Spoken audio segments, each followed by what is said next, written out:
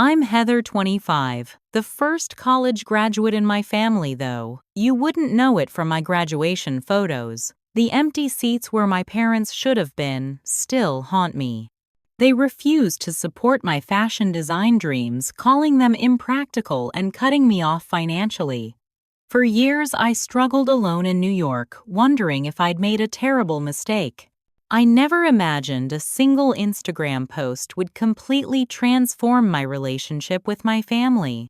Before I dive into my story, drop a comment letting me know where you're watching from and hit that subscribe button to join me on this journey of growth and healing. I promise it's worth it. Growing up in Millfield, Nebraska, population 3842 shaped me in ways I'm still discovering. Our town had one main street, 3 churches, and more cornfields than people. My parents, Linda and Robert Mitchell, were hard-working, salt-of-the-earth people with traditional Midwestern values. Dad worked as a foreman at the local manufacturing plant for 27 years, while Mom was a bank teller at First Nebraska Credit Union. They believed in practical careers, tangible skills, and staying close to home. Success in our household had a clear definition: stable job, good benefits, retirement plan. My parents measured achievement in security, not passion. They respected doctors, lawyers, engineers, professions with clear paths and predictable outcomes. Creativity was fine for weekends, but not for building a life. My 2 older brothers embraced this philosophy wholeheartedly. Mike, the eldest, became an accountant at a respected firm in Omaha, married his college sweetheart, and bought a sensible 4-bedroom house in a good school district before turning 30. Jim followed a slightly different but equally approved path, becoming an electrician through a trade school program. He now owns his own business, servicing 3 counties. Both brothers gave our parents exactly what they wanted: practical success and grandchildren who lived close enough for Sunday dinners. Then there was me, the unexpected 3rd child, the dreamer, the one who never quite fit the mold. While my brothers played football and fixed cars with Dad, I was sketching clothing designs in my bedroom, draping bedsheets over my dolls to create gowns, and begging Mom to teach me to use her sewing machine. My earliest memory is of drawing a princess dress when I was 5. Instead of a simple triangle with puffy sleeves that most kindergartners might draw, I created an elaborate ball gown with a detailed bodice and layers of skirts. My kindergarten teacher, Mrs. Peterson, called my parents in to show them my exceptional eye for detail. Dad nodded politely while Mom smiled, but later at home, they just patted my head and said, "That's nice, honey," before asking Mike about his math test. By middle school, my talent had become impossible to dismiss as just childish doodling. I won the county art competition 3 years running, and my art teacher, Mr. Alvarez, told my parents I had genuine talent that should be nurtured. Mom bought me proper sketchbooks after that, but Dad still called my art just a hobby. High school brought my first real taste of validation outside my family. When I was 15, Jessica Matthews asked if I could help redesign her thrift store dress for the winter formal. The transformation was so dramatic that 3 other girls asked me to do the same for them. By senior year, I had designed and sewn 6 prom dresses, earning enough to buy my first professional-grade sewing machine. The local newspaper even did a small feature on me, calling me Millfield High's fashion phenom. I still have that yellowed clipping tucked into my first sketchbook. My parents' response: Mom thought it was cute, while Dad worried it would distract me from college applications. The first serious family conflict erupted the summer before my junior year.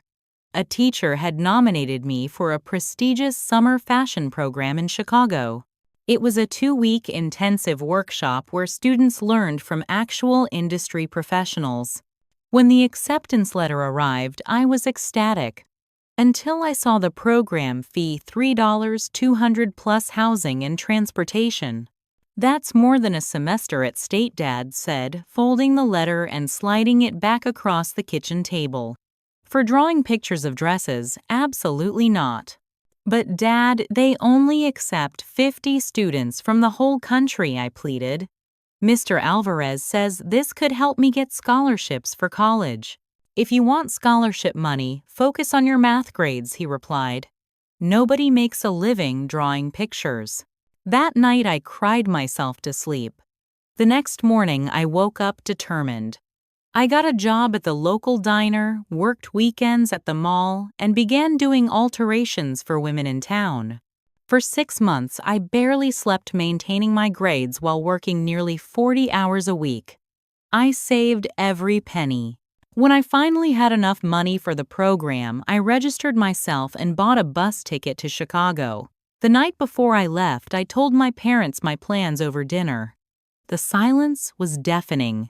"You did this behind our backs," Mom finally asked, her voice wavering. "I did it despite you telling me no," I corrected. "Because it matters to me."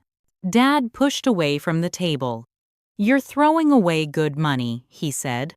"Don't expect us to bail you out when you come to your senses." Those 2 weeks in Chicago changed everything. For the first time, I was surrounded by people who spoke my language, who saw fashion as art, as communication, as business, as a legitimate path. My instructor, Rebecca Wong, a designer with her own small but successful label, took a special interest in me. "You have raw talent," she told me over coffee on the last day. "But more importantly, you have determination. That's what separates hobbyists from professionals." When she suggested I apply to the Fashion Institute in New York, I didn't immediately dismiss it as impossible. For the first time, I allowed myself to imagine a different future than the one my parents had planned for me. Rebecca became my mentor, reviewing my portfolio, helping me with applications, writing recommendation letters. She saw something in me that my own family couldn't, or wouldn't, see. I returned home, changed with a vision that would soon put me on a collision course with everything my family believed about success, security, and the proper path to adulthood. Senior year arrived with the crushing weight of expectations. Every dinner conversation revolved around college applications, specifically which practical, affordable state schools I should consider. Dad had a spreadsheet ranking universities by tuition cost distance from home and job placement rates. Engineering, nursing, and business administration were highlighted in green. Fine arts and design were notably absent. University of Nebraska has an excellent business program, Mom would say, sliding brochures across the table during breakfast. And you could live with your cousin Tammy to save on housing. Meanwhile, I was secretly working on my application to the Fashion Institute in New York. Late at night after finishing my calculus homework and the business school applications my parents monitored, I would work on my design portfolio. Rebecca reviewed my progress via email, sending encouragement and critiques that kept me going during those exhausting months. The decision letter arrived on a Tuesday in March. I had checked the mail every day for weeks, intercepting it before my parents could see anything from New York. When I finally saw the thick envelope with the Fashion Institute logo, my hands trembled so badly I could barely open it. "Dear Heather Mitchell, we are pleased to offer you admission to the Fashion Institute's design program." And then the words that changed everything. "Additionally, we are pleased to award you our Emerging Designer Scholarship, covering 60% of tuition for your first year renewable based on academic performance." I sat on my bed reading and rereading the letter until the words blurred through my tears. I had done it. I had found a way to make my dream financially possible. The scholarship, combined with student loans and part-time work, could get me through. Now I just had to tell my parents. I waited until Sunday dinner when we were all together. Mike and his wife were visiting, and I thought having the whole family present might temper my parents' reaction. I waited until dessert, then pulled out the acceptance letter. "I have some news," I said, my voice steadier than I felt. "I've been accepted to the Fashion Institute in New York, with a significant scholarship." The silence that followed seemed to stretch for hours. Mom's fork clattered against her plate. Dad's face flushed dark red. "New York, Mom," finally whispered. "But that's halfway across the country." "Is this what you've been doing instead of focusing on real schools?" Dad demanded. "I applied to the state schools too," I said. "I got accepted to all of them. But this is what I want. This is what I'm good at." "Good at drawing pictures isn't a career." Heather Dad's voice rose. "What kind of job can you possibly get with a fashion degree, selling clothes at the mall?" Actually, I countered graduates from this program work for major design houses. They become designers, creative directors, entrepreneurs. The career placement rate is 87%. In New York, Mom said, as if the city itself was dangerous. "Where you know no one. Where rent costs more than our mortgage." "I've researched it all," I said, pulling out the budget I'd created. "With the scholarship loans and working part-time." Dad cut me off. "Loans? You want to go into debt for this fantasy? Absolutely not. We won't co-sign for something so irresponsible." "I don't need you to," I said quietly. "I've spoken with the financial aid office. With my scholarship and federal loans, I can make this work." The argument escalated from there. Dad called my plans childish and unrealistic. Mom cried about me moving so far away. My brothers exchanged uncomfortable glances but said nothing to defend me. Finally, Dad delivered his ultimatum. "If you go to that school, you're on your own. Don't expect us to bail you out when this fashion nonsense falls apart. No money, no help with apartments or plane tickets home. You want to be an adult, making adult decisions, then you deal with the consequences." Mom's approach was softer but equally painful. Later that night, she came to my room, eyes red from crying. "Honey, please be reasonable," she pleaded. "Your father just wants what's best for you. New York is so expensive, so dangerous.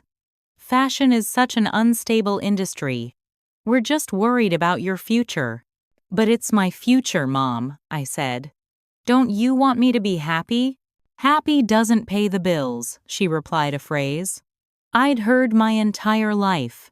The weeks before graduation passed in a fog of tension. I had officially accepted the Fashion Institute's offer, and my parents had officially withdrawn their support, emotionally and financially. We existed in the same house, like polite strangers exchanging necessary information, but nothing more. The morning I left for New York was surreal. My suitcases stood by the door containing everything I could fit from my childhood bedroom. Dad left for work early without saying goodbye. Mom hugged me tightly, pressing an envelope with $300 into my hand. A secret gesture of love that didn't quite bridge the chasm between us. "Call when you get there," she whispered. "Be safe." Jim drove me to the bus station, the only family member to see me off. "They'll come around," he said as we waited for boarding. "Just maybe don't tell them when things get hard at first. They'll just say they told you so." The Greyhound pulled away from Millfield, carrying me toward a future I could barely imagine. As Nebraska farmland gave way to Illinois suburbs and eventually to the Manhattan skyline, I oscillated between paralyzing fear and exhilarating freedom. For the first time in my life, no one was telling me what I should want or who I should be. New York hit me like a physical force. The noise, the pace, the crush of humanity on every street. My first apartment was a tiny fifth-floor walk-up in Brooklyn, shared with two other students, Jasmine from Detroit and Kayla from Phoenix. The three of us squeezed into a space smaller than my parents' living room, all chasing different dreams with the same blind determination. My first day at the Fashion Institute remains etched in my memory. Sitting in the Design Fundamentals classroom, surrounded by sketches and fabric swatches and people who spoke passionately about silhouettes and textiles, I felt a profound sense of belonging I had never experienced in Millfield. Despite everything it had cost me to get there in that moment, I knew I had made the right decision. College unfolded like a series of sprints within a marathon.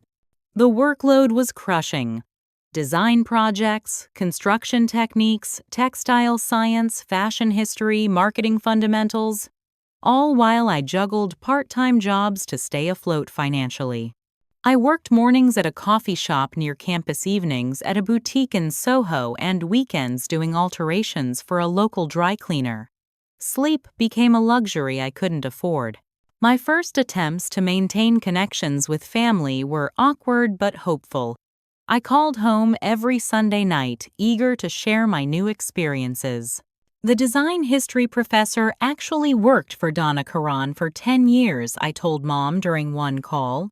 And next week we're visiting the Metropolitan Museum's costume collection. That's nice, dear, she replied, before quickly changing the subject. Did you get enough winter clothes? New York gets so cold. Dad rarely came to the phone. When he did, his questions focused exclusively on finances. Are you keeping up with your loan payments? How much is that apartment costing you? Found a real job yet, or still just making coffee? Each call left me more deflated than the last. They weren't interested in my classes, my projects, my growing skills.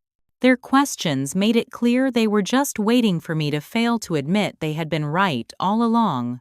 By sophomore year, calls home had dwindled to major holidays and birthdays. I couldn't bear the subtle digs, the pointed questions, the silence when I talked about my passion. Even visits home became unbearable. I spent Christmas of my freshman year in Millfield only to endure constant comparisons to my brother's stable careers and subtle suggestions about transfer applications to Nebraska schools. Did you hear Mike got promoted? Mom would say over dinner. Full benefits and a 401k match. Or Dad would leave community college brochures on my bed. Just something to think about. Never too late to make a smart choice. I didn't go home for Christmas my sophomore year, claiming a deadline for a competition entry. In reality, I couldn't face another holiday of feeling like a disappointment. Instead, I spent Christmas with Jasmine's family in Detroit, where her parents treated me like another daughter and actually asked to see my design portfolio. As family ties weakened, my New York connections strengthened. Professor Marcus Bennett became particularly important in my life. Unlike other faculty who maintained professional distance, Marcus took a personal interest in his students' development. A former designer for major labels before turning to teaching, he had an uncanny ability to push students past their comfort zones. "This is competent, Heather," he said of my midterm project sophomore year, "but it's safe. You didn't come all the way to New York to be competent. Where's the risk here? Where's your voice?" His critique stung, but ultimately transformed my approach. I stayed up 3 nights straight, reworking the project, pushing beyond technical proficiency to inject personal perspective into my designs. When I resubmitted, the look in his eyes told me everything. Now that he said is worth fighting for. Marcus and his wife Diana began inviting me and other students to their loft in Chelsea for Sunday dinners. These gatherings became a lifeline, a surrogate family that understood and valued what I was trying to achieve. When I confessed my family situation to them over wine, one evening Diana squeezed my hand. "Sometimes the people who share our blood don't share our vision," she said. "That doesn't make your vision wrong." Junior year brought my first significant industry recognition. My collection for the department showcase caught the attention of a buyer from a small but respected boutique. She offered to display 2 of my dresses on consignment. My first commercial opportunity. I called home immediately, bursting with excitement. "That's nice," Mom said, clearly distracted. "Oh, before I forget, Aunt Judy's grandson is starting at Columbia next fall. Pre-med. Maybe you could show him around." The message was clear. My accomplishment wasn't worth celebrating, but a distant relative pursuing a real degree merited attention. That same year brought a health crisis that crystallized my isolation. What began as a persistent cold developed into severe pneumonia. I collapsed during a pattern-making class, my fever reaching 104. Jasmine and Kayla took turns staying with me at the hospital, bringing assignments so I wouldn't fall behind. Professor Marcus visited twice, bringing soup Diana had made. Not once did I consider calling my parents. The thought of adding medical failure to their list of my perceived mistakes was unbearable. Instead, I faced my recovery alone, working from my hospital bed to keep up with assignments, terrified that falling behind would jeopardize my scholarship. The day I was discharged, weak and still coughing, Marcus was waiting in the lobby. Diana and I discussed it. He said, helping me to a taxi. "We have a spare room. You're staying with us until you're fully recovered, no arguments." I spent 2 weeks in their guest room regaining my strength, while Diana forced homemade meals and rest upon me. They asked for nothing in return except that I focus on healing. It was during this time that I truly understood what family could be. Not just shared genetics, but shared support, respect, and love. By senior year, the emotional distance between my parents and me had calcified into something seemingly permanent. I had stopped trying to make them understand my world, and they had stopped pretending to be interested. Our rare communications were superficial exchanges of basic information. Yes, I was still in school. No, I hadn't been mugged in the dangerous city. Yes, the weather was cold. As graduation approached, I threw myself into my senior thesis collection. Inspired by the industrial architecture of the Midwest, juxtaposed with New York's urban energy, I created a line that spoke to my journey. Structured silhouettes in unexpected fabrics with delicate hand-worked details. It was simultaneously a love letter to where I came from and a declaration of where I was going. The collection earned me the department's Outstanding Achievement Award and, more importantly, an interview with Alara Designs, a small but prestigious atelier known for innovative approaches to sustainable fashion. With trembling hands, I addressed formal graduation invitations to my family, including a program highlighting my award and featuring photos of my collection. I included a handwritten note. "Despite our differences, it would mean everything to have you there for this milestone. I've reserved front row seats for you all. Love, Heather." 2 weeks passed with no response. Finally, I called home directly. "Mom, did you get my graduation invitation?" "Yes, we did," she replied after a pause. "Honey, your father and I have discussed it, and we just don't think we can make it. It's a busy time at the plant for him, and the airfare is so expensive right now. I could help with the tickets," I offered, desperation creeping into my voice. "I've been saving from my boutique job." "That's not necessary," she said quickly. "We think it's best if we just celebrate when you come home this summer." Later that evening, my phone rang. It was Jim. "Hey sis, listen about graduation. I wanted to come, but Dad made it clear you'd be choosing sides." I finished for him. His silence confirmed my suspicion. "I'm sorry, Heather. You know how he gets. Mike and I have to live here, work here. It's fine, I lead. I understand." But I didn't understand. Not really. How could my achievement, graduating with honors, winning awards, securing a job in my field, still be treated as a mistake that embarrassed them? Senior year culminated in a whirlwind of validations that should have been the happiest time of my life. My thesis collection had caught the attention of industry professionals beyond Professor Marcus's connections. The department chair selected my work to represent the school at a prestigious emerging designer showcase where buyers and press would be in attendance. The showcase exceeded my wildest expectations. A writer from a respected fashion blog interviewed me about my inspiration and techniques. A boutique owner from Chicago requested my contact information for future collections. Most significantly, Alara Designs, the small but innovative label I'd been following since freshman year, offered me a junior designer position starting immediately after graduation. "We love your perspective, Mira," Ellis, the creative director, told me during my interview. "Your work shows technical precision but with unexpected touches. That balance of discipline and creativity is exactly what we look for. The position paid modestly by New York standards, but included health insurance and mentorship from established designers. It was the perfect first step into the industry.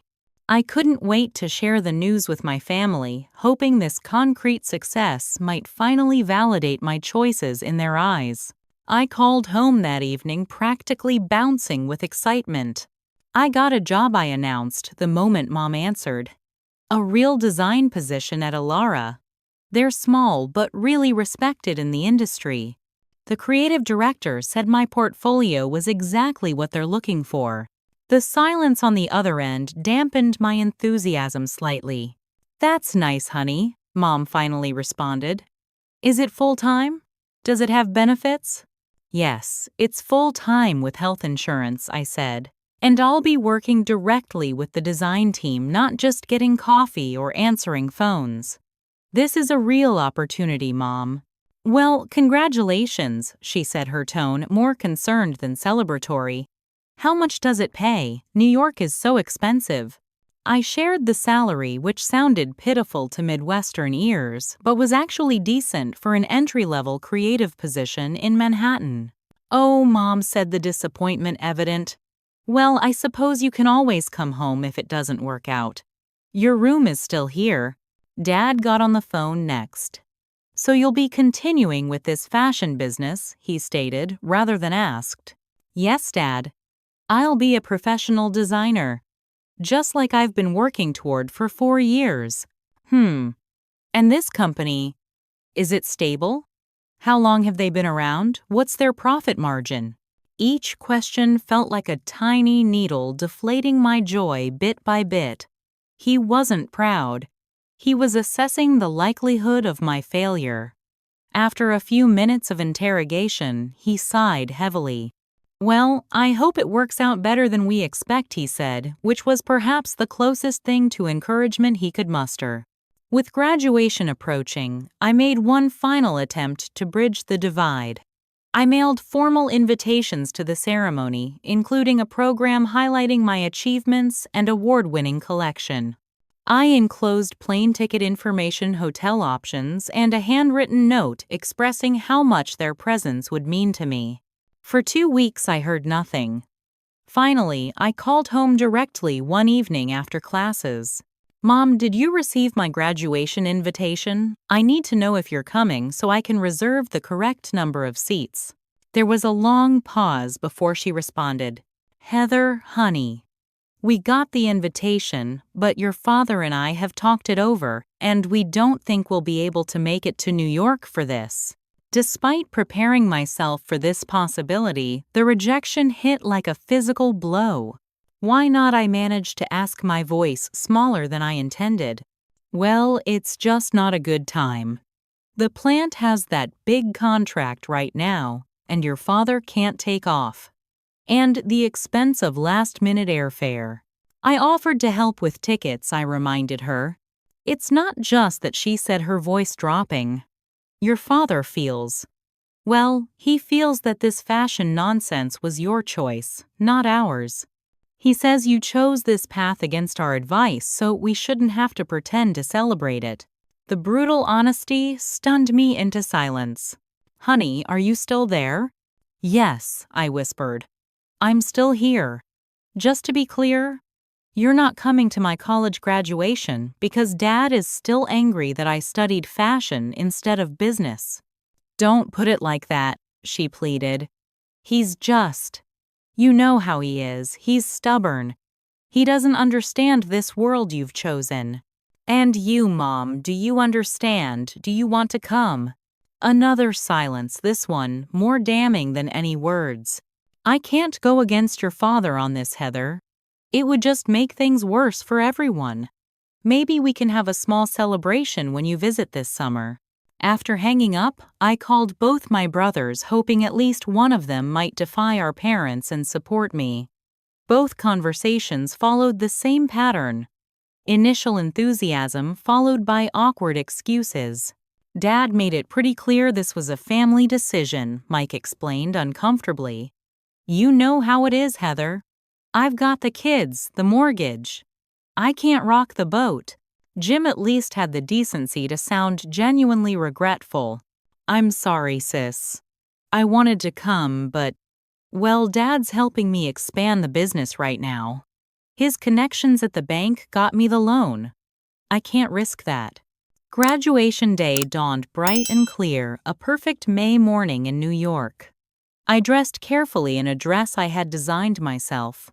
A structured sheath in midnight blue, with hand-embroidered details along the neckline. Beneath my graduation gown, it was my private celebration of how far I'd come. The ceremony was held at Lincoln Center, its grandeur a fitting backdrop for such a milestone.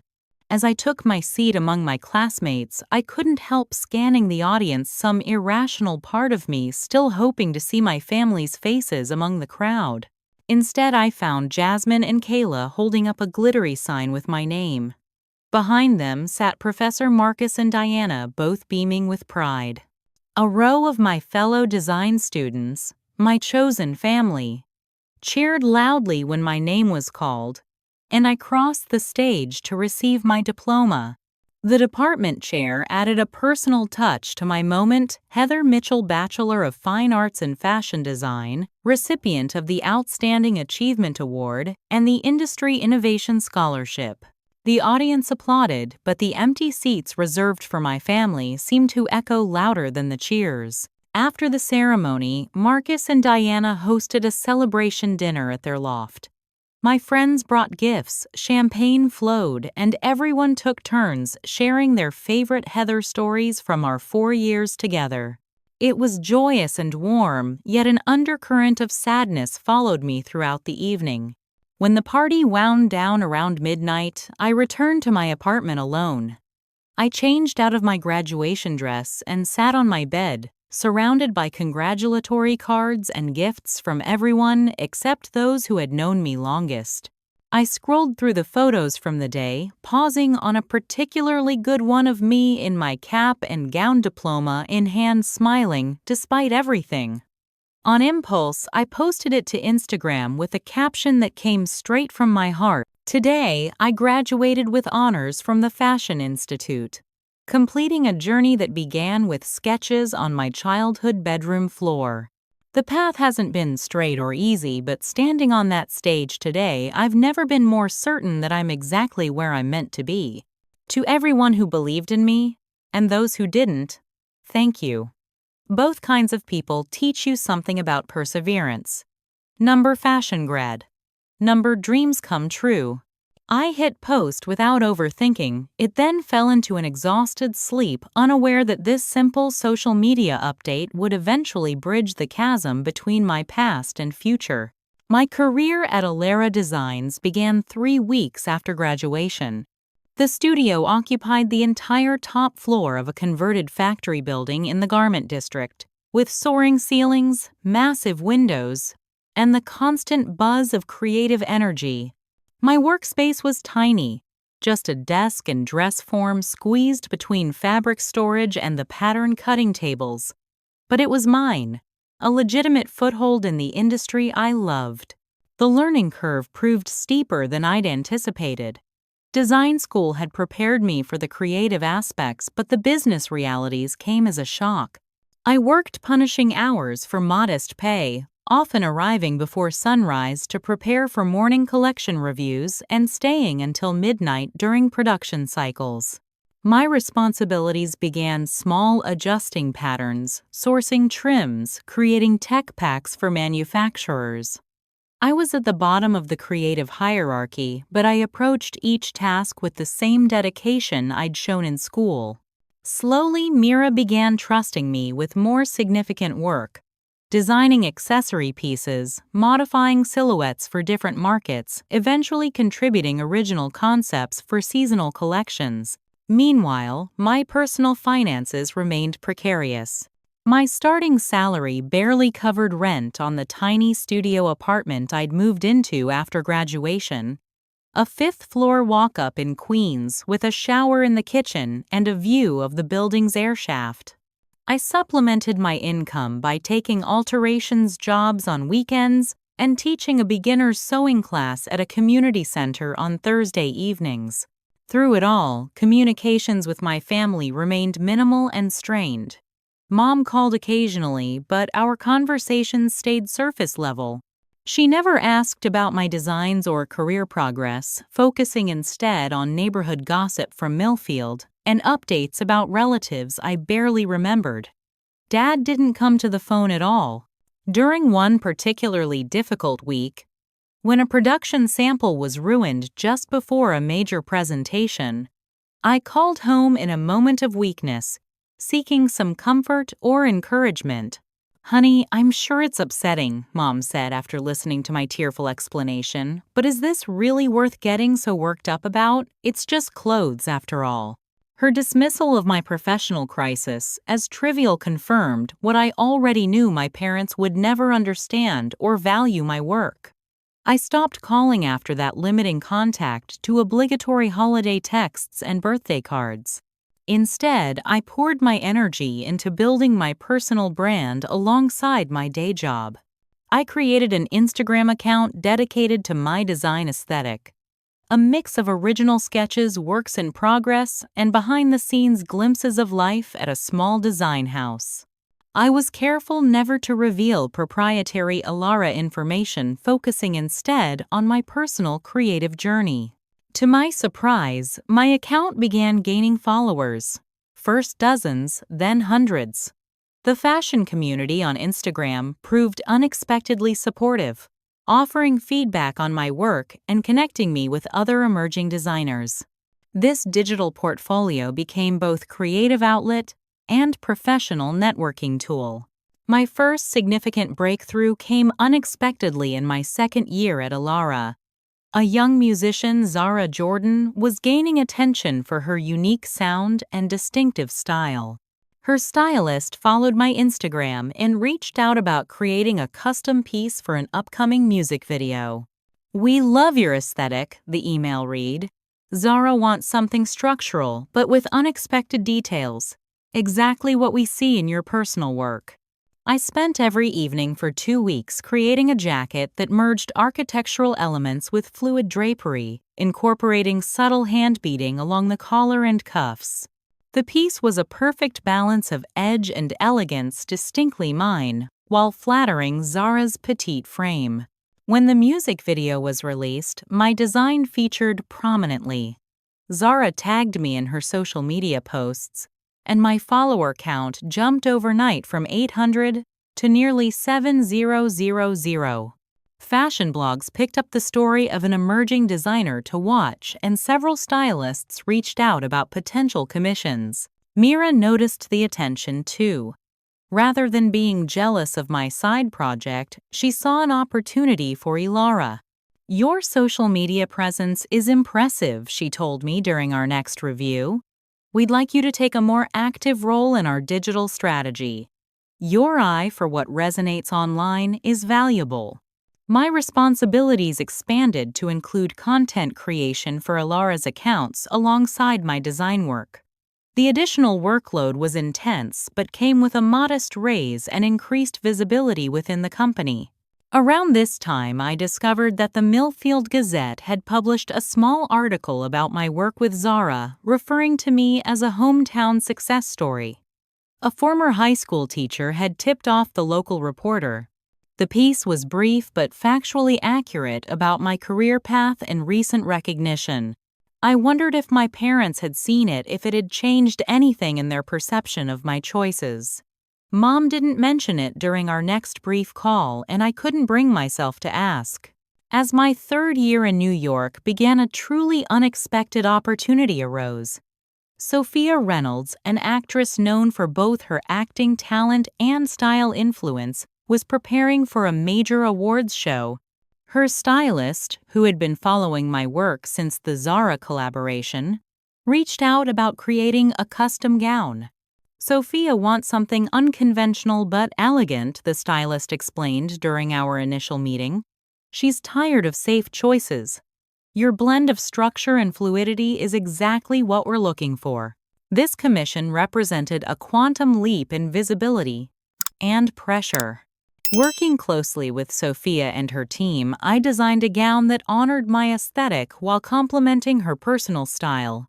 A column silhouette in midnight blue with architectural origami-inspired shoulder details, hand-embroidered constellation patterns cascading down the skirt. The night of the awards show, I watched from my apartment, nervously eating takeout noodles as celebrities walked the red carpet. When Sophia appeared wearing my creation with confident grace, my phone exploded with notifications. Fashion commentators praised the dress as refreshingly innovative, structurally brilliant, and a perfect marriage of avant-garde and wearability. Sophia's Instagram post the next day, tagging me and praising both the gown and the collaborative process, sent my follower count soaring past 500,000. Suddenly, fashion publications wanted interviews, design students asked for advice, and industry professionals who had previously ignored my emails were sending connection requests. This unexpected spotlight translated to tangible career advancement. Mira called me into her office the following week. "Your star is rising faster than we anticipated," she said with a smile. "We're promoting you to junior designer with a team of your own. Your vision clearly resonates with people." The promotion came with a substantial salary increase, enough that I could finally afford a proper one-bedroom apartment in Brooklyn with actual living space and reliable heating. For the first time since moving to New York, I wasn't living paycheck to paycheck. I celebrated this milestone by posting a photo on Instagram of my new office view of the Manhattan skyline, keys to my new apartment visible in the foreground. My caption read, "5 years ago, I arrived in New York with 2 suitcases and a dream that many people told me was unrealistic. Today, I'm moving into a new apartment and a new role as junior designer. To everyone building their own path against the odds, keep going. The view is worth it. Number grateful for the journey." The post garnered thousands of likes and supportive comments.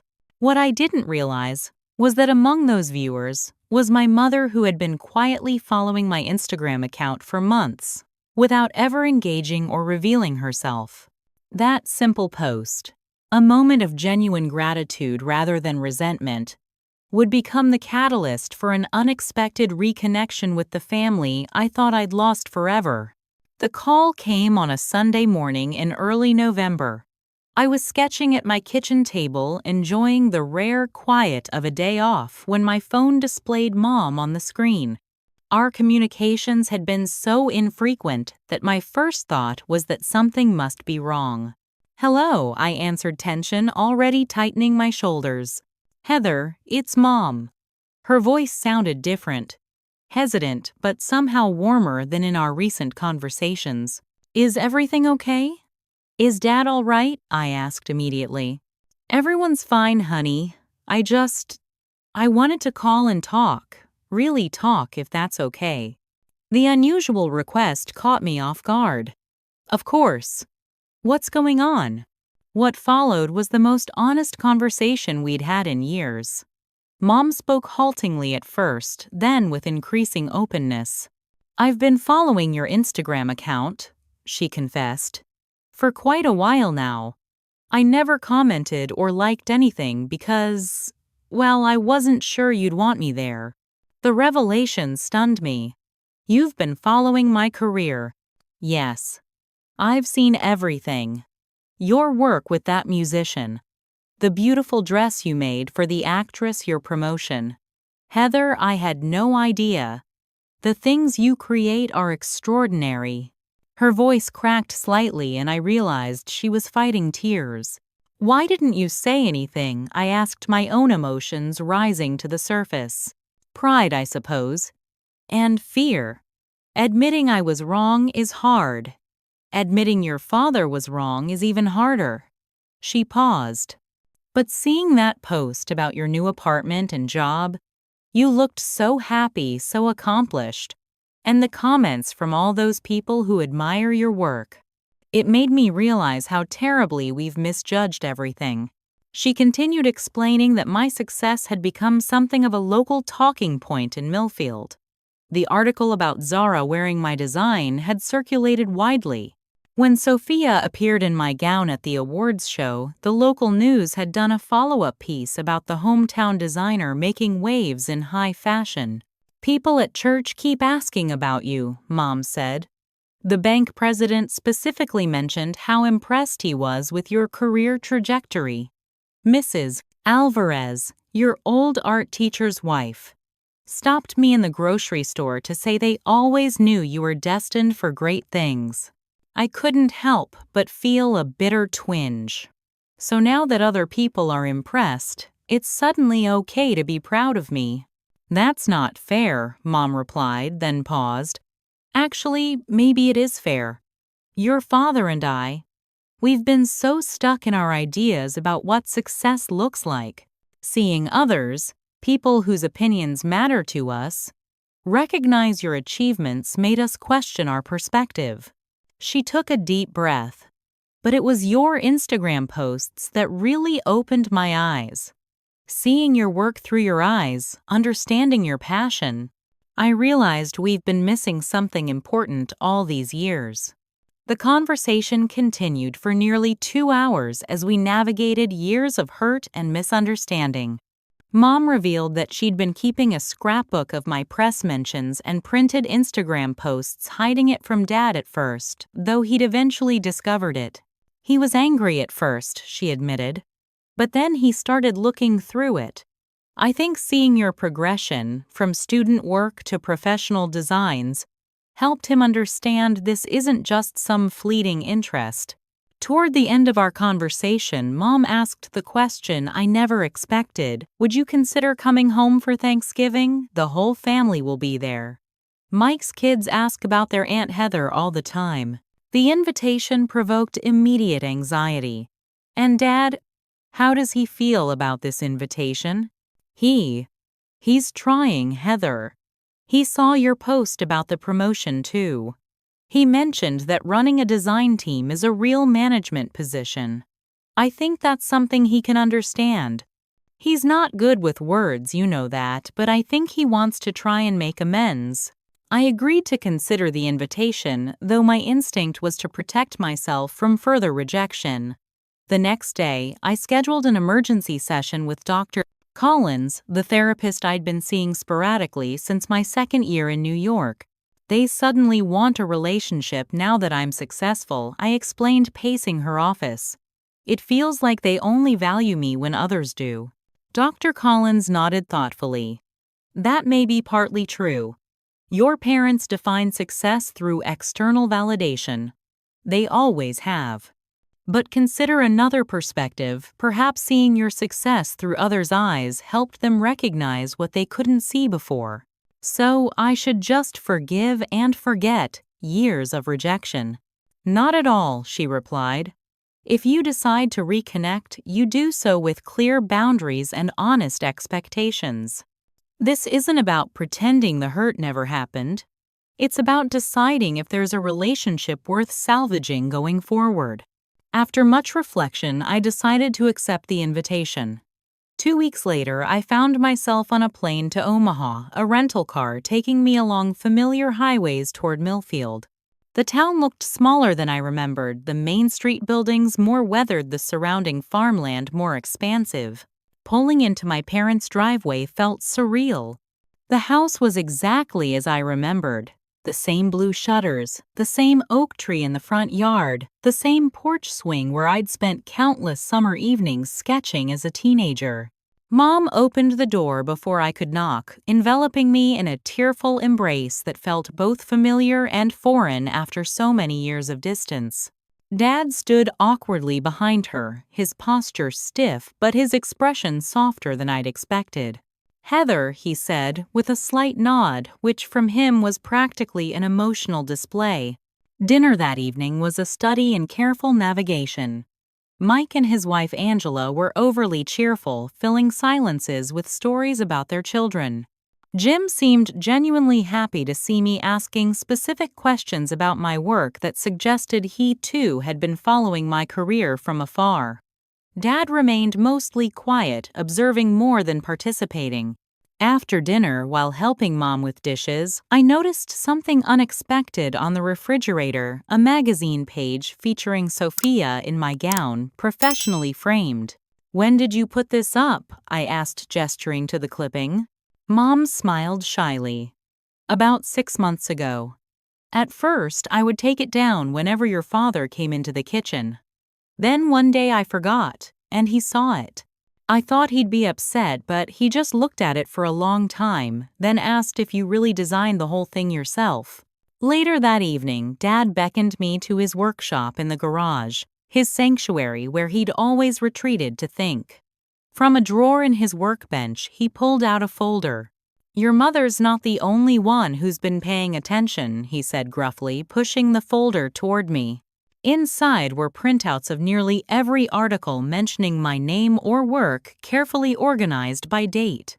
Some had handwritten notes in the margins, technical questions about construction techniques, calculations of fabric requirements, observations about design elements.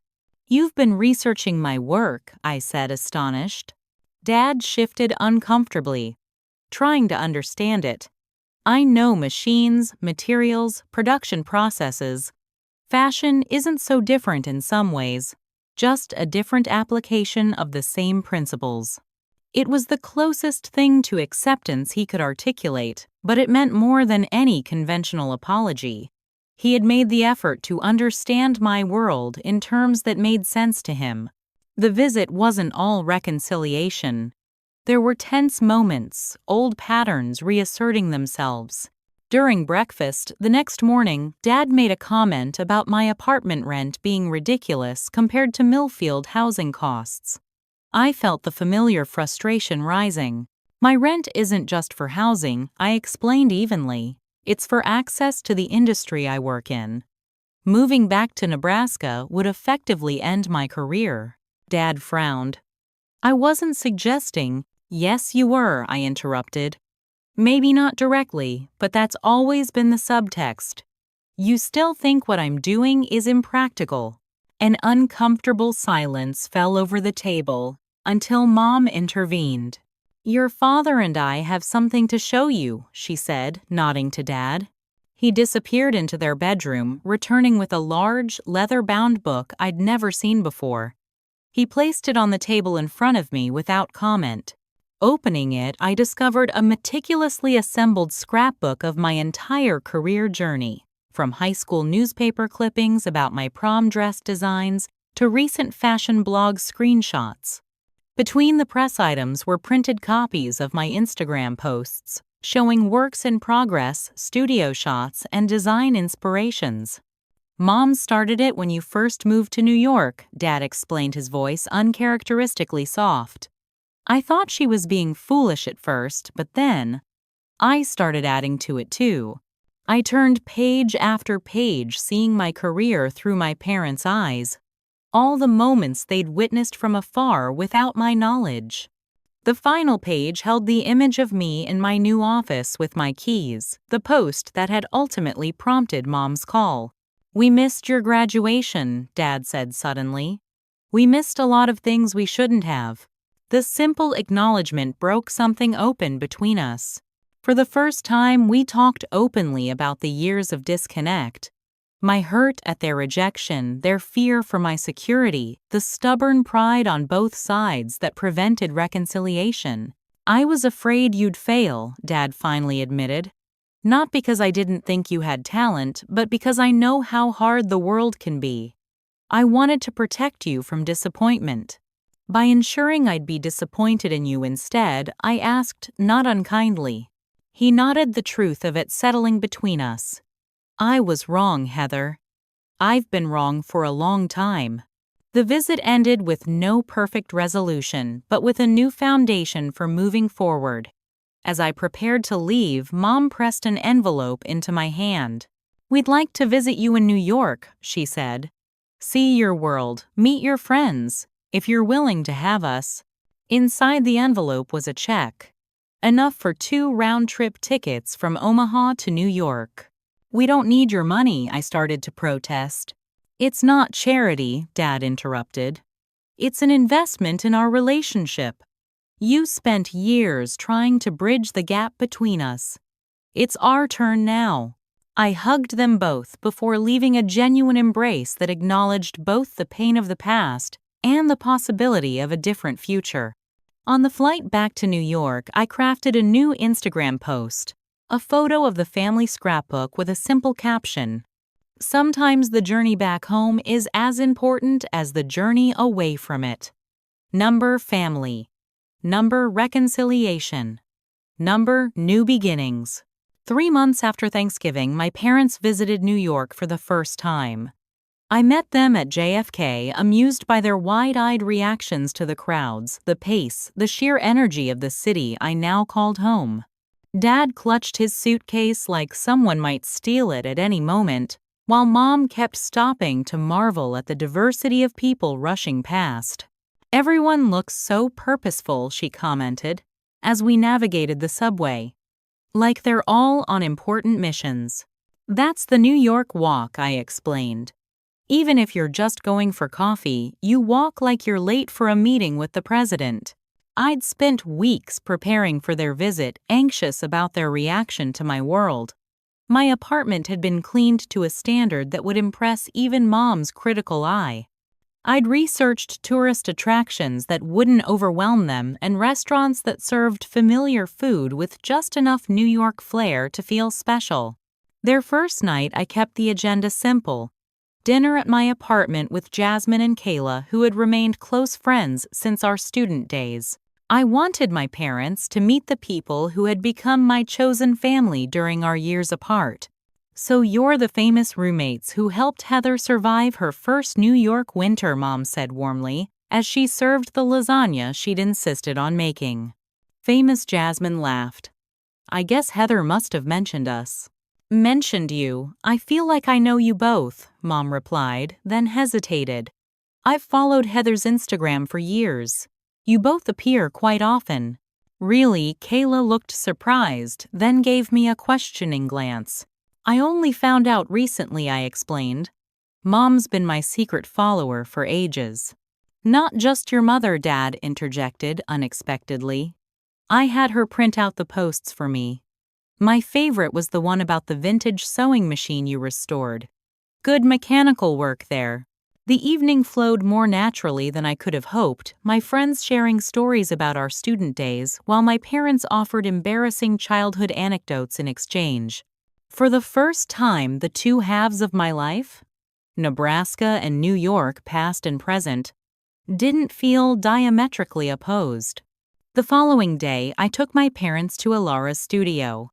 I'd been nervous about this visit, wanting them to understand my professional world without feeling overwhelmed by it. Mira had assured me they were welcome, even scheduling a small collection review so they could see the design process in action. Dad's reaction to the studio surprised me most. While Mom admired the beautiful fabrics and sketches, Dad gravitated toward the production area, fascinated by the specialized equipment and technical aspects of garment construction. "This cutting machine is impressive," he noted, examining the laser cutter with genuine interest. "Precision down to the millimeter, I bet." Marcus, who'd stopped by specifically to meet my parents, noticed Dad's technical curiosity and engaged him in conversation about manufacturing processes and efficiency systems. Before long, they were deep in discussion about supply chain management and production timelines, finding unexpected common ground between fashion and factory work. "Your father understands more than you think," Marcus told me quietly as we watched Dad examine a complex pattern piece. "He sees the engineering behind the art." Mom, meanwhile, was enchanted by the creative aspects of my work. She ran her fingers over fabric swatches, asked thoughtful questions about design inspiration, and studied my sketches with newfound appreciation. "I always knew you could draw," she admitted, "but I never understood how much technical knowledge is involved. It's like architecture for the body." Watching them engage with my colleagues and take genuine interest in my professional world was profoundly healing. They were making the effort to understand rather than dismiss, to see value in what had once seemed foreign and impractical. The visit's most powerful moment came unexpectedly during dinner with Marcus and Diana at their Chelsea loft. After the meal, Diana brought out photo albums from student showcases and department events. "We've documented Heather's journey since she was a terrified freshman," Diana explained, opening to a page showing me presenting my first collection. My parents pored over the photos, seeing moments from my college years they had chosen to miss, critiques, showcases, celebrations. Mom's fingers traced a particular image of me accepting a scholarship award, my smile wide, but my eyes holding a sadness she now recognized. "You look so happy but so alone," she whispered. "I was," I admitted. "It was hard not having you there." "We should have been," Dad said, suddenly his voice thick. "I was a stubborn fool." The room fell silent, the simple acknowledgement hanging in the air between us. Marcus cleared his throat. "But you're here now. That's what matters most." "Because of you," Mom said, turning to Marcus and Diana. "You were there when we weren't. You believed in her." "Heather made it easy to believe in her," Diana replied kindly.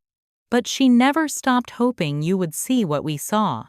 Later that night, after returning to my apartment, Dad asked to speak with me privately while Mom showered. He seemed uncomfortable, searching for words that didn't come easily to him. "I was afraid," he finally said. "Not just that you would fail, but that you would succeed. Succeed so well you'd never come back, that we'd lose you completely." "You nearly did," I replied honestly. "But not because of my success." He nodded, accepting the truth of it. "I'm proud of you, Heather. Not just because other people recognize your talent now. I'm proud of your courage to follow your path even when I tried to block it." The words I'd longed to hear for years finally spoken. I found myself unexpectedly weeping. Dad awkwardly put his arm around me. Physical affection had never been his strength, but he held on until the tears subsided. "Your mother and I have been talking," he continued. "We'd like to help with your new collection. Financially, I mean. Not because you need it, but because we want to be part of your journey going forward." I started to refuse automatically but stopped myself. This wasn't about money. It was about acceptance and support. "Thank you," I said instead. "That would mean a lot." By the time my parents left New York, something fundamental had shifted in our relationship. The gulf hadn't disappeared entirely.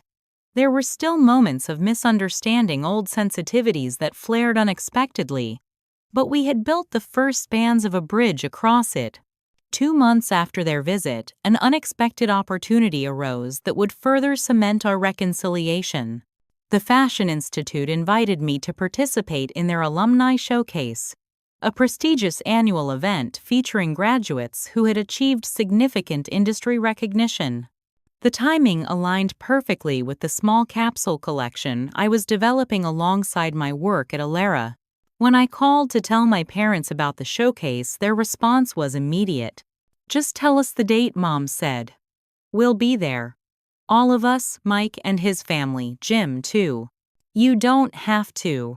"Yes, we do," Dad interrupted. "We've missed enough milestones." The weeks before the showcase passed in a blur of preparation. By day, I managed my team at Alera. By night, I worked on my personal collection.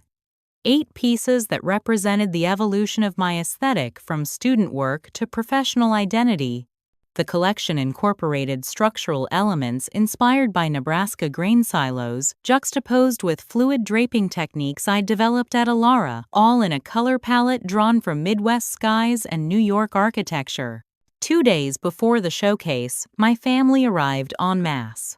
Parents, brothers, sister-in-law, nieces, and nephews I barely knew. They crowded into my apartment, the children wide-eyed at the views from my windows, Mike and Jim awkwardly supportive but clearly out of their element. "The kids wanted to see where Aunt Heather makes movie star dresses," Mike explained with a sheepish grin. The night of the showcase, I peered through the curtain to see my entire family seated in the front row. Dad wore a tie for the occasion, a rare sight that signaled the importance he now placed on my work. Mom clutched her program, already pointing out my name to anyone who would listen. As my collection moved down the runway, each piece a chapter in my creative evolution, I watched my family's reactions. Mom openly wept at the final look, a evening dress with architectural bodice details that echoed the silos visible from my childhood bedroom window. Dad sat straighter with each piece, his expression shifting from polite interest to genuine pride. The showcase received excellent industry response, with several boutiques expressing interest in carrying pieces from my collection. But the most meaningful reaction came at the reception afterward, where my family mingled somewhat awkwardly with fashion industry professionals. Dad approached Marcus, extending his hand. "I need to thank you properly," he said, "for seeing in my daughter what I was too blind to see, for being there when we weren't." Marcus accepted the handshake. Heather's talent was always evident. I just provided space for it to grow. "No," Dad insisted. "You did what parents should do. You supported her dreams instead of imposing your own." I'm learning that lesson very late. Later that evening, we gathered for a celebration dinner at a restaurant near my apartment. As champagne was poured, Dad stood to offer a toast. To Heather, he began, his voice uncharacteristically emotional. "When you left Nebraska, I thought you were running away from something. Now I understand you were running toward something, toward your true self. It took me far too long to see that your path, though different from what I imagined, was exactly right for you. I was wrong, and I'm sorry for the years we missed." He raised his glass. "To your success, past, present, and future, and to second chances for stubborn old fools like me." The next morning, before my family departed for Nebraska, I posted a photo on Instagram. All of us together at the showcase, my collection visible in the background. The caption read, "Family isn't just who shares your past, it's who chooses to share your future. Grateful beyond words for reconciliation, understanding, and new beginnings. Number family. Number fashion. Number full circle." The post received thousands of likes, but the comment that mattered most came from an account my mother had finally created, so proud of our daughter. "We may have been late to understand your vision, but we see it clearly now. Love, Mom and Dad." 1 year after the alumni showcase, my career and personal life had evolved in ways I couldn't have imagined. My capsule collection had been picked up by 3 boutiques, establishing my independent label alongside my position at Alara, which had promoted me to associate designer with expanded responsibilities. The industry recognition that had once seemed so elusive had arrived, bringing both opportunities and new challenges. More significantly, my relationship with my family had transformed. What began as tentative reconciliation had developed into genuine connection. Mom and I spoke weekly, our conversations no longer confined to superficial pleasantries, but expanding to include meaningful exchanges about my work, her life, and our shared past. Dad had found his own way to participate in my career journey, offering practical advice on contract negotiations and business management. His experience running the factory floor had given him insights into operational efficiency that proved surprisingly relevant to fashion production. He'd even visited New York twice more on his own, ostensibly for business consultations, but really to spend time understanding my world. My brothers, too, had become supportive presences in my life. Mike's oldest daughter had developed an interest in fashion, leading to regular video calls where I offered guidance on her designs. Jim had begun referring clients who needed special occasion clothing to my custom business, proud to tell people his sister was a fancy New York designer. In April, I received an unexpected invitation from Millfield Community College to teach a weekend workshop on fashion design fundamentals. The same institution that had once offered nothing related to fashion was now reaching out to me as an industry professional. After some consideration, I agreed, seeing an opportunity to inspire other creative minds in rural communities. The workshop was scheduled for a weekend in May, and my parents enthusiastically offered to host a reception at their home afterward. "People here want to celebrate you," Mom insisted. "Let them show their support." Returning to Millfield as a successful professional rather than the impractical dreamer who'd left years before felt surreal. The community college classroom was basic but functional, and, to my surprise, every seat was filled. Mostly high school students with creative ambitions, but also a few adults looking to develop new skills. Among the participants was Jessica Matthews, the first girl who had asked me to redesign her formal dress back in high school. Now a mother of two, she brought her teenage daughter who shared my passion for fashion. "You were the first person who showed me that clothes could be more than just things you wear," Jessica told me during a break. "They could be expressions of identity." I never forgot that. The workshop participants approached design with enthusiasm and creativity that reminded me of my younger self. I taught them basic principles, construction techniques, and ways to develop their unique aesthetic vision. Most importantly, I emphasized that geography needn't limit their creative aspirations. "The internet has transformed the fashion industry," I explained. "You can learn, connect, and even sell your designs from anywhere. I had to move to New York to access opportunities, but your generation has advantages I didn't." Watching these young creatives absorb information and experiment with concepts, I realized I was helping to create the support system I had lacked growing up.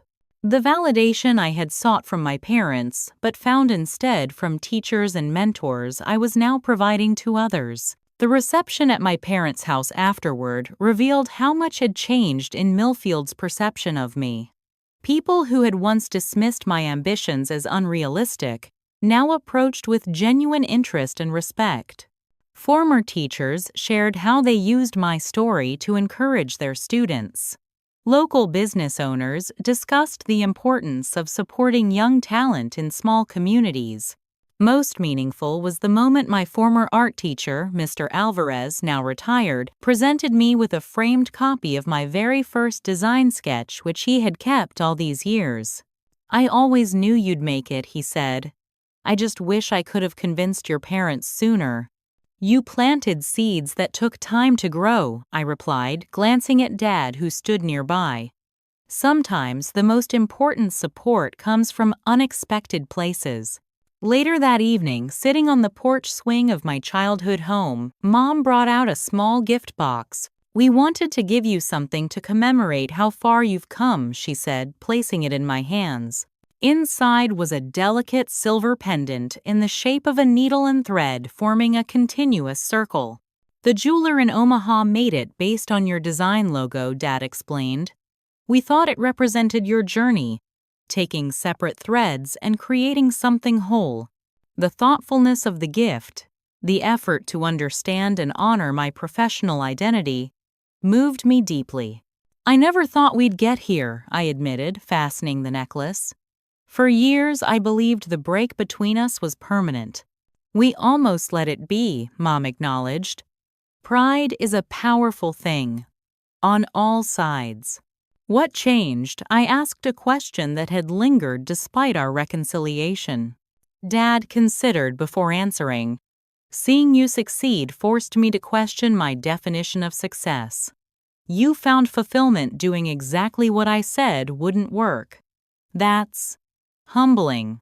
And seeing how others valued your talent made us realize what we'd been missing," Mom added. "But mostly it was your persistence. You never stopped reaching out even when we gave you every reason to." The conversation shifted to broader reflections on our journey, the lessons learned through conflict and reconciliation. Together, we identified truths that had emerged from our experience. That courage often means following your path even when those you love don't understand it. That self-belief must sometimes sustain you when external validation is absent. That success requires both talent and resilience, the ability to maintain your vision through difficulties. We recognized how family relationships can evolve and heal when both sides approach with openness and forgiveness. How sometimes parents' fear manifests as control even when rooted in love. How social media, for all its flaws, can bridge divides by allowing others to witness our journeys from a distance. Perhaps most importantly, we acknowledged that my parents needed to see external validation of my success to believe it was possible, not because they didn't love me, but because their definition of success had been so narrow, so constrained by their own experiences. I wanted security for you because I never had it, Dad explained. I couldn't see that creative fulfillment was its own form of security. Before returning to New York, I participated in a local career day at Millfield High School speaking to students about non-traditional career paths. The art classroom, where I had once sketched designs during lunch periods, was now decorated with fashion magazines and design resources. A small but significant shift in the school's recognition of creative careers. "What's your advice for someone from a small town with big dreams?" a quiet girl in the back row asked. "Find your people," I replied after considering. "They might not be in your hometown. They might be online in summer programs in books or magazines. But they exist, and they'll help you believe your dreams are possible when others don't. And if your family doesn't support you," she pressed her question, revealing personal stakes. "That's harder," I admitted. "But remember that people can grow and change their minds." My parents went from refusing to attend my graduation to hosting a reception celebrating my career. Give people the opportunity to surprise you, even if it takes time. Back in New York, I reflected on how completely my relationship with my family had transformed. The Instagram post that had sparked our reconciliation now seemed like a distant catalyst for a connection that had grown far beyond social media validation. My final post about the Millfield workshop showed students proudly displaying their designs with my parents standing beside me at the front of the classroom. The caption read, "Teaching design fundamentals in my hometown this weekend was a full-circle moment I never imagined possible. Sometimes those who doubt you the most are the ones who need the most proof, not for you, but for themselves." My parents needed to see my success to believe it was possible. Now they don't just believe in me, they understand me. And that's worth more than any design award I could ever receive. Number full circle. Number family number. Reconciliation. The post resonated far beyond my usual fashion audience, touching people who had experienced similar family conflicts over career choices and personal paths. Comments poured in from individuals sharing their own reconciliation stories or expressing hope for healing their family rifts. As my platform and influence grew, I became increasingly conscious of my responsibility to support other creatives facing family opposition or lack of community resources. I established a small scholarship program for rural students pursuing creative fields and developed an online mentorship initiative connecting established professionals with emerging talent from underrepresented communities. The journey that began with a childhood sketch had led not only to professional success and family healing, but to a deeper understanding of the complex ways we navigate between personal ambition and family expectations, between pursuing our visions and maintaining our connections. I still wear the silver needle and thread pendant my parents gave me, a daily reminder that broken relationships can mend, that misunderstanding can transform into support, and that sometimes the longest journeys lead us back to where we started, but with new eyes to see what was always there. Have you ever had to choose between following your dreams and meeting others' expectations? Did you find a way to reconcile them? Drop a comment below sharing your experience.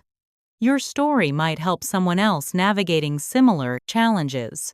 And if you found value in my journey, please hit that subscribe button and share this video with someone who needs to hear that family relationships can heal and evolve. Thank you for joining me in this story of dreams, determination, and second chances.